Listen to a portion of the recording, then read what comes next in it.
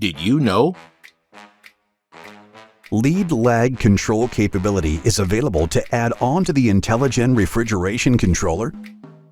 The new Multi-System Control Card, or MSC card, expands the intelliGen controller's capability into applications that require redundancy and staging control, such as pharmaceutical and mission-critical cold storage applications.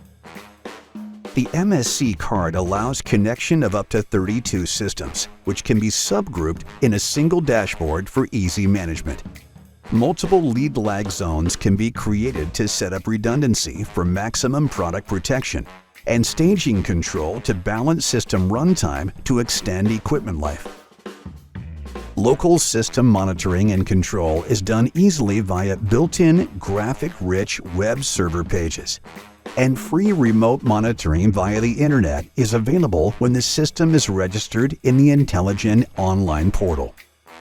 Out-of-box Wi-Fi direct support with antenna is also included, allowing for easy access to the system for configuration and setup without the need of a ladder or lifter to get to the equipment.